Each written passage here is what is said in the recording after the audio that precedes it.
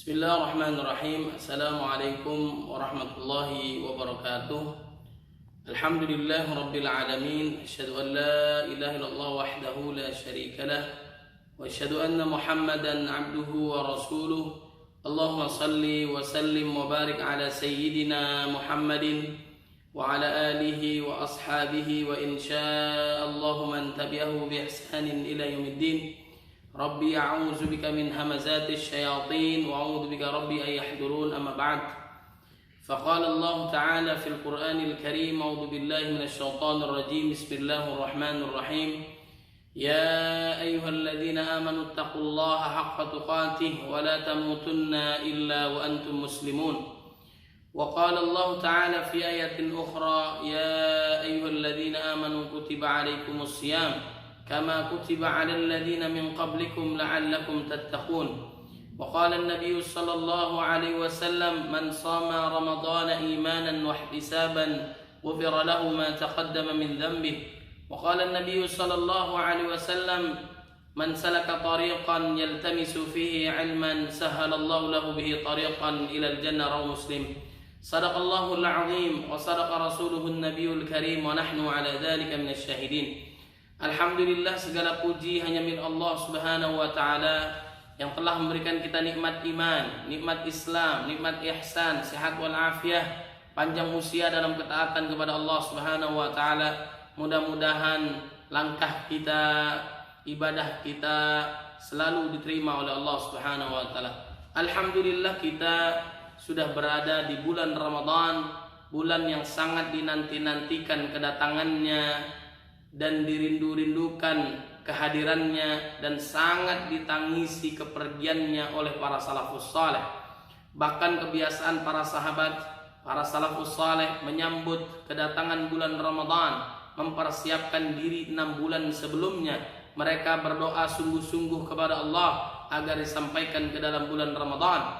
Allahumma sallimni ila Ramadan wa sallim li Ramadana wa tasallamhu minni mutaqabbala. Ya Allah, sampaikanlah kami ke dalam bulan Ramadan, sampaikanlah Ramadan kepada kami dan terimalah amal ibadah kami. Atau yang mungkin kita sering berdoa, Allahumma barik lana fi Sya'ban, Allahumma barik lana fi Sya'ban, Allahumma barik lana fi Sya'ban wa ballighna Ramadan. Bahkan juga 2 bulan sebelumnya, Allahumma barik lana fi Rajab wa Sya'ban wa ballighna Ramadan. Ya Allah, berkahilah kami di bulan Rajab dan di bulan Sya'ban, sampaikanlah kami ke dalam bulan Ramadan. Kenapa? Karena agungnya bulan Ramadan, satu-satunya bulan yang disebutkan di dalam Al-Quran. Sebagaimana Allah berfirman di dalam surat Al-Baqarah ayat 185, Syahrul Ramadan alladzi unzila fihil Qur'an hudan linnas wa bayyinatin minal huda wal furqan. Bulan Ramadan juga termasuk bulan Syahrul Siyam, Syahrul Qiyam, dan Syahrul Quran. Bulan yang banyak diisi dengan ibadah puasa, ibadah salat malam, salat tarawih, ibadah membaca Al-Quran. Ma'asyiral muslimin rahimakumullah, sebagaimana baginda Nabi Muhammad sallallahu alaihi wasallam, kebiasaan beliau senantiasa berzikir kepada Allah, senantiasa membaca Al-Quran, menyetorkan hafalan Al-Qurannya setiap malam Ramadan bersama malaikat Jibril alaihissalam. Baginda Nabi Muhammad sallallahu alaihi wasallam mengingatkan kepada kita, diwasiatkan kepada umatnya 2 perkara, manakala 2 hal ini dipegang selama-lamanya tidak akan sesat. Laqad taraktu fikum amrayni lan tadillu abada ma in tamassaktum bihima, kitaballahi wa sunnata rasulih. Aku wasiatkan kepada kalian 2 hal, manakala kalian memegangnya niscaya tidak akan sesat selama-lamanya. Pertama adalah Al-Quran, kitabullah, dan yang kedua adalah sunnah hadis Nabi Muhammad sallallahu alaihi wasallam. Allah mengingatkan kepada kita yang dipanggil adalah orang yang beriman. Ya ayyuhalladzina amanu atiullaha wa atiur rasul. Hai orang-orang beriman, taatlah kalian kepada Allah secara mutlak, jangan tanya lagi. Taatlah kepada Rasulullah sallallahu alaihi wasallam, jangan tanya lagi. Kemudian apa yang diperintahkan Allah sama dengan yang diperintahkan Nabi. Apa yang dilarang Allah sama dengan yang dilarang Nabi Muhammad sallallahu alaihi wasallam. Wa ma atakumur rasulu fakhudhuhu wa ma nahakum anhu fantahu. Ma'asyiral muslimin rahimakumullah, Al-Quran ini sebagai pedoman hidup kita. Al-Quran ini penuh dengan keberkahan dari Allah Subhanahu wa Ta'ala. Kitabun anzalnahu ilaika mubarakun liyadabbaru ayatihi wa liyatadzakkara ulul albab.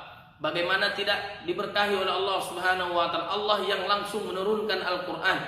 Al-Quran Allah yang menurunkan, Allah yang memeliharanya. Allah jaga keasliannya. Inna nahnu nazzalna dzikra wa inna lahu lahafizun. Allah turunkan Al-Quran 30 juz, 114 surat, 6236 ayat sekaligus semuanya, dari Lauhil Mahfuz menuju Baitul Izzah, menuju langit dunia. Allah Subhanahu wa Ta'ala menurunkannya. Kemudian Al-Quran Allah turunkan melalui malaikat Jibril alaihissalam kepada baginda Nabi Muhammad sallallahu alaihi wasallam, baru berangsur-angsur. Inna nahnu nazzalna dzikra wa inna lahu lahafizun. Inna nahnu nazzalna 'alaikal qur'ana tanzila.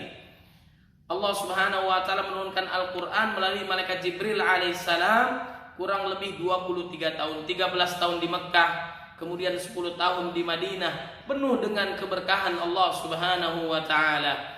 Kemudian Al-Quran Allah Subhanahu wa Ta'ala menurunkan dari Allah kepada malaikat Jibril alaihissalam. Berubahlah malaikat Jibril menjadi malaikat yang sangat mulia di sisi Allah Subhanahu wa Ta'ala. Dijelaskan di dalam surat At-Takwir, dijelaskan dalam surat An-Najm betapa mulianya, hebatnya, kuatnya, cerdasnya malaikat Jibril alaihissalam.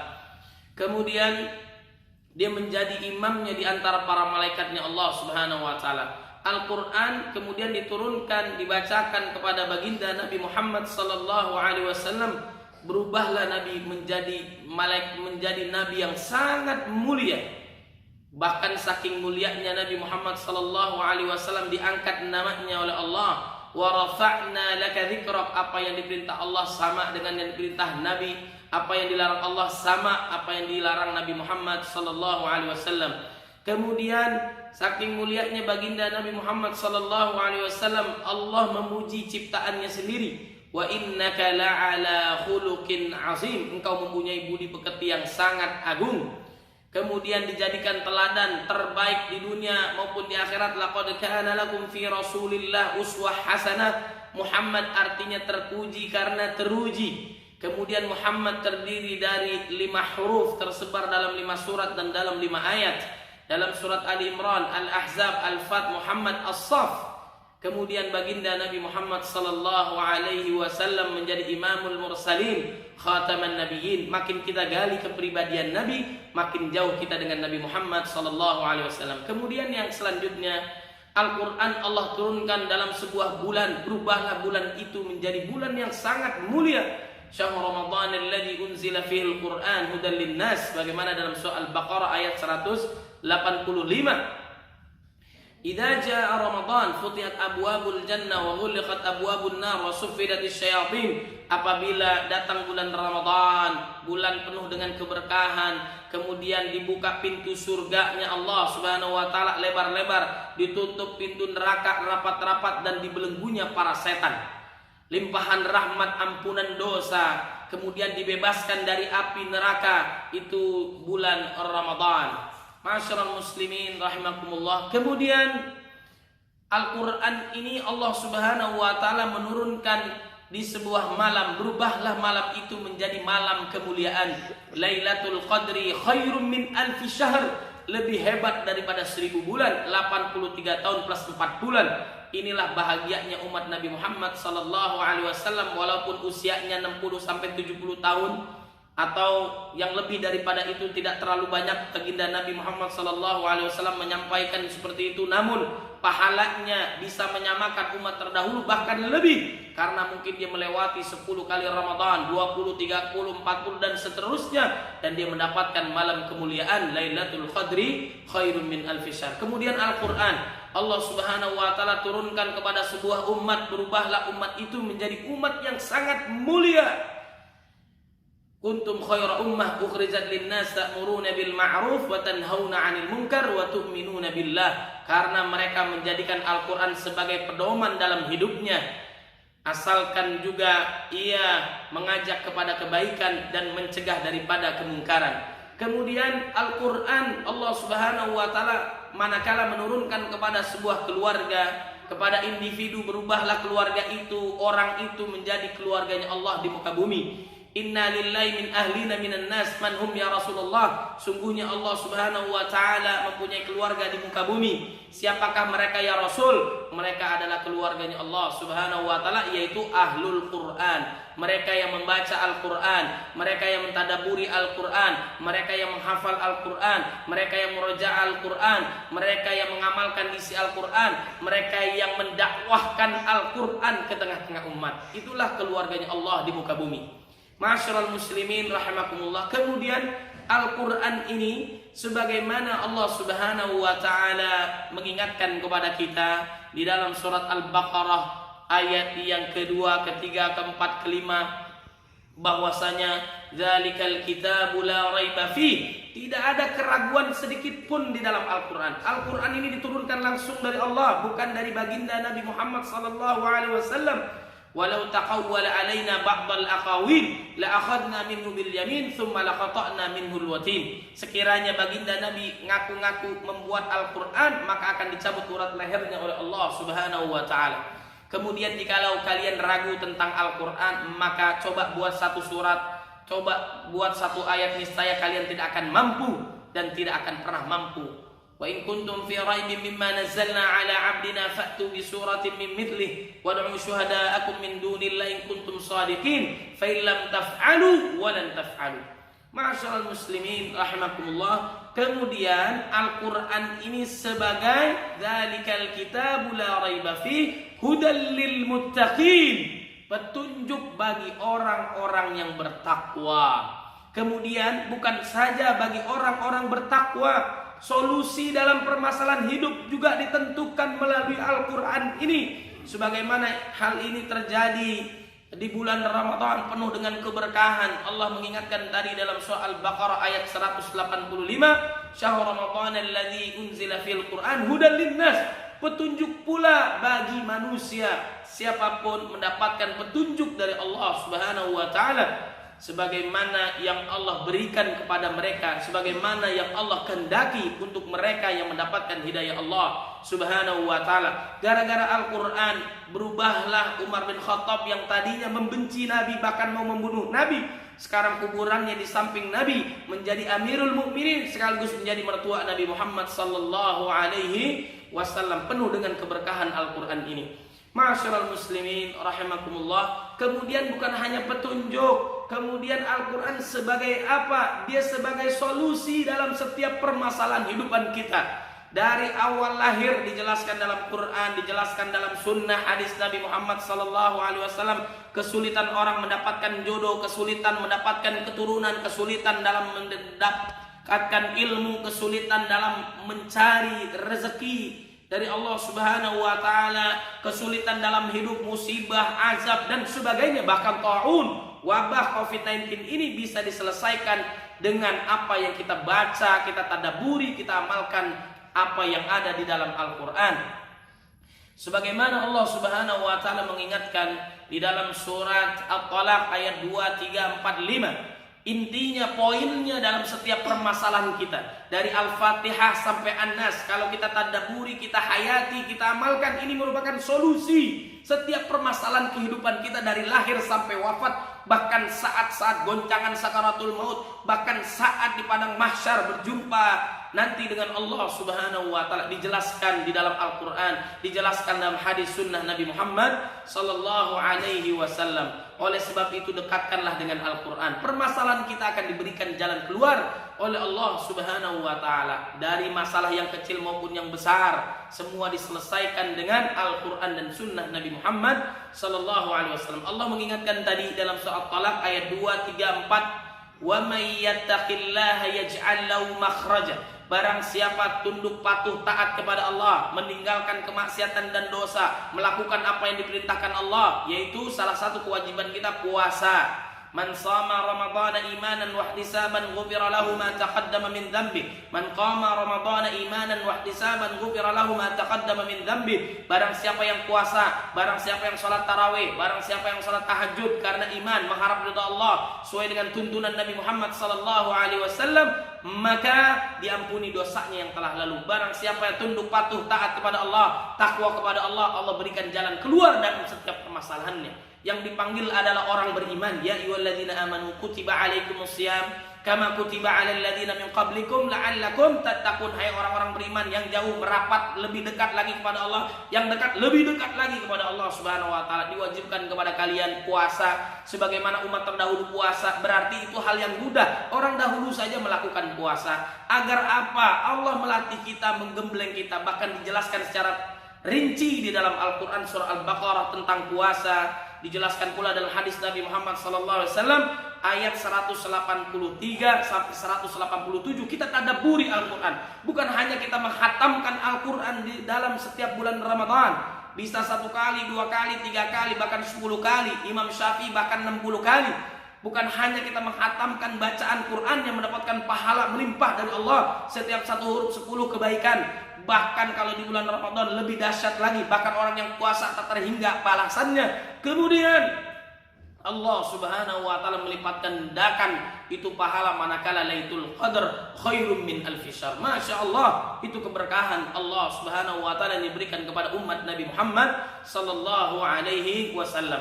Oleh sebab itu solusi permasalahan kita pecahkan dengan tunduk patuh takwa kepada Allah. Dalam surah Al-Baqarah tadi ayat 183 sampai 187 tentang puasa adalah agar kita menjadi hamba Allah yang bertakwa. Dengan cara apa lagi Allah memberikan kemudahan dalam hidup kita, yaitu dengan puasa, yaitu dengan membaca Al-Quran, yaitu dengan takwa kepada Allah Subhanahu wa ta'ala. Dengan Al-Quran ini Allah berikan solusi, permasalahan kita akan selesai.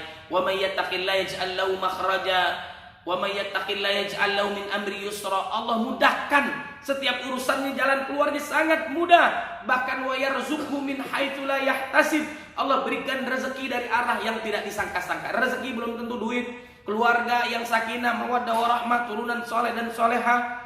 Kemudian diberikan kemudahan, wafat dalam keadaan husnul khatimah, dimasukkan ke dalam surga, diberikan kesempatan untuk puasa di bulan Ramadan. Itu merupakan rezeki dari Allah Subhanahu wa taala. Wa may yattaqillah yukaffir anhu sayyi'atihi wa yu'dzim lahu ajra. Barang siapa yang tunduk patuh taat kepada Allah, menjauhkan maksiat, terus komitmen sampai dia meninggal dunia husnul khatimah, Allah tutupi aibnya, Allah ampuni kesalahannya, Allah ganti dengan pahala, lalu dimasukkan ke dalam surganya Allah Subhanahu wa taala. Jadi Al-Qur'an sebagai solusi dalam setiap permasalahan kita. Kalau ada masalah wabah COVID-19, ini permasalahan dulu pernah terjadi di zaman baginda Nabi Muhammad SAW.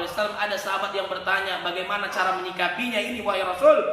Ini adalah azab dari Allah bagi orang kafir, orang yang maksiat dan dosa.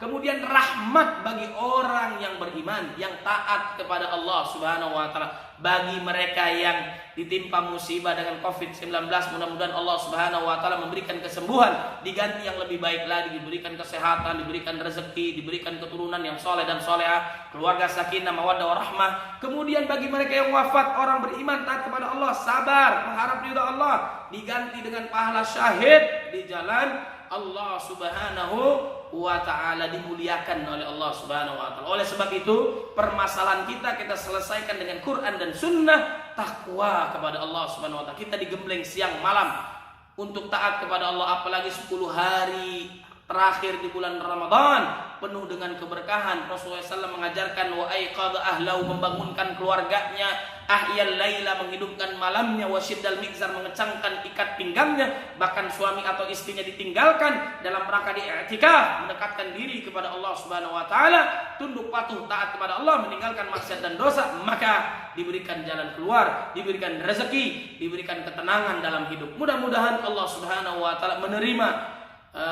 amal ibadah kita dan jangan pernah melewati hari-hari di bulan Ramadan kecuali membaca Al-Quran, kecuali mentadabburi Al-Quran, kecuali mengamalkan Al-Quran.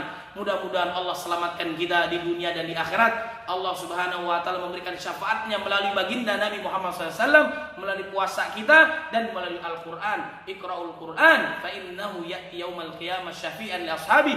Bacalah oleh kalian Al-Quran karena dia akan menjadikan kita penolong kita di akhirat kelak. Mudah-mudahan Allah memasukkan kita ke dalam babur rayyan, pintu pemuas dahaga bagi orang yang puasa, dan dimasukkan kita bersama Al-Quran. Wallahu a'lam bishawab. Subhanakallahumma bihamdika asyhadu an la ilaha illa anta astaghfiruka wa atubu ilaik. Mohon maaf lahir batin. Assalamualaikum warahmatullahi wabarakatuh.